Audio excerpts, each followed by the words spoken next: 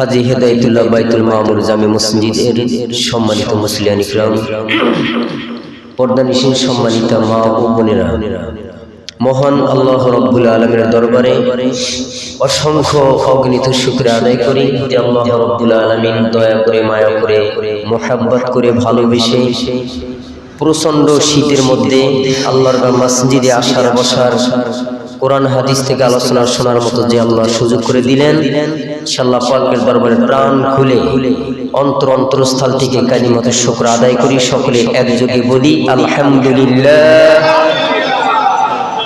আল্লাহ পাকের দরবারে আরো শুকর গুজার করি যে আল্লাহ রাব্বুল আলামিন আমাদেরকে এমন একটি মাসে উপনীত করে দিলেন। এই মাসটির নাম কি? রজব। আলহামদুলিল্লাহ। আজকে রজব মাসের ৫ তারিখ, ডিসেম্বরের ২৬ তারিখ, পৌষ মাসের ১১ তারিখ। হ্যাঁ, আল্লাহ পাক রব্বুল আলামিন আমাদেরকে এই রজব মাসের হায়াতের মাঝে বরকত দিয়েছেন। সবাই বলেন আলহামদুলিল্লাহ। আল্লাহ পাক রব্বুল আলামিন এই রজব মাস থেকে রমজান পর্যন্ত যেন আমাদের হায়াতের মাঝে বরকত দেন। চিল্লায়ে বলুন আমিন। আল্লাহ রাসূল সাল্লাল্লাহু আলাইহি ওয়াসাল্লাম এই রজব মাস আসলে একটি দোয়া বেশি বেশি পড়তেন, সেটা হচ্ছে আল্লাহুম্মা বারিক লানা ফি রজব ওয়া শাবান ওয়া বাল্লিগনা রমাদান। আল্লাহ রাসূল বলেন যে হে আল্লাহ, রজব ও শাবান মাসের বরকত আমাদেরকে দান করুন এবং আমাদেরকে রমজান পর্যন্ত পৌঁছে দিন। আলহামদুলিল্লাহ। সেই রজব মাসে আমরা সকলে উপনীত হয়েছি। আল্লাহ পাক রব্বুল আলামিন এই রজব মাস থেকে শুরু করে রজব এবং শাবান এই দুটি মাস যেন আমরা বেশি বেশি করে রমজানের জন্য প্রস্তুতি গ্রহণ করতে পারি। চিল্লায়ে বলুন আমিন। সম্মানিত ভাইয়েরা, আমি পবিত্র কুরআনুল কারীম থেকে একটি আয়াত তেলাওয়াত করেছি। আয়াতের উপরে কথা বলবো এবং আল্লাহর পয়গম্বরের কথা বলবো। আমরা সকলে দিলের কান দিয়ে আলোচনাগুলি শুনলে এগুলি নিজের জন্য ফায়দা এবং চলার জন্য সহজ হয়ে যায়, ঠিক কিনা? আল্লাহ পাক রব্বুল আলামিন পবিত্র কোরআনে কি বলেছেন আমরা শুনবো। আল্লাহ পাক রব্বুল আলামিন বলেন, وَاعْبُدْ رَبَّكَ حَتَّى يَأْتِيَكَ الْيَقِينُ।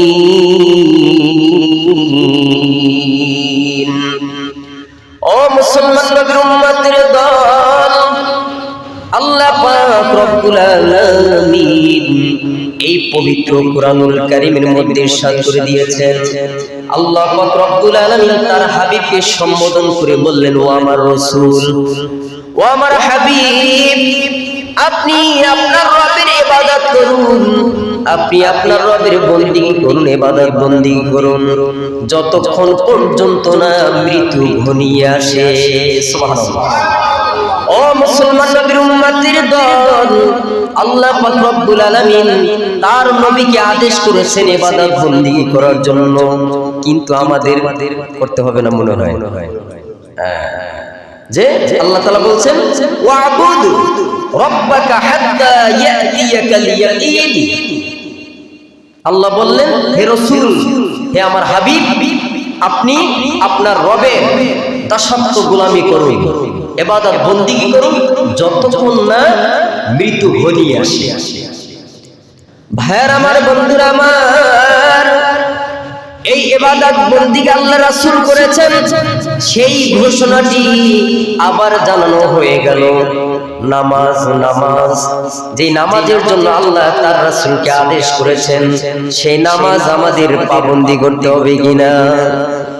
এই নামাজ নিয়ে যদি আমরা সকলে পরকালে যাই, আমাদের চিন্তা নাই, টেনশন নাই। এর বদৌলতে আল্লাহ পাক রব্বুল আলামিন পরকালে একটি নাজাতের ফয়সালা করে দিবেন। চিল্লায়ে বলুন আমিন। ভাইয়ের আমার, বন্ধুরা আমার, এই পবিত্র রজব মাস, এই রজব মাস থেকে আমাদের ইবাদত বন্দেগী বেশি করে বাড়াতে হবে। রজব এবং শাবান দুটি মাস, রমজান মাসের প্রস্তুতি গ্রহণের জন্য এই দুটি মাস। কারণ এই রজব মাস থেকে শুরু হয়েছে, যত বেশি বন্দিগি করা যায়, ইবাদত বন্দিগি করা যায়, তার তত সওয়াব বেশি।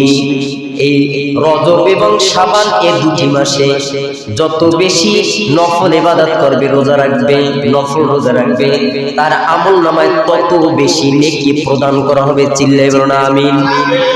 ভাইয়ের আমার, বন্ধুরা আমার, আল্লাহর পয়গম্বর বলেন, আল্লাহুম্মা বারিক লানা ফি রজব ওয়া শাবান ওয়া বাল্লিগনা রমাদান। ও আমার পরওয়ারদিগার, ও আমার প্রভু, আমাদেরকে রজব এবং শাবান এই দুটি মাসের বরকত দান করুন, আর রমজান পর্যন্ত আমাদেরকে জীবিত রাখুন, হায়াতের মাঝে বরকত দেন। চিল্লাইয়ে বলুন আমিন। আল্লাহ রাসূল বেশি বেশি দোয়া করতেন, এই দোয়াটা পড়তেন, আমরাও করব। দোয়াটা কি? আল্লাহুম্মা বারিক লানা ফি রজব ওয়া শাবান ওয়া বাল্লিগনা রমাদান। আমরা বেশি বেশি করে এই দোয়াটি পড়ব ইনশাআল্লাহ। আমাদের সকলকে রজব এবং শাবান মাসে বরকত দান করবেন এবং যে ইবাদত বন্দেগী বাড়াই দিতে হবে।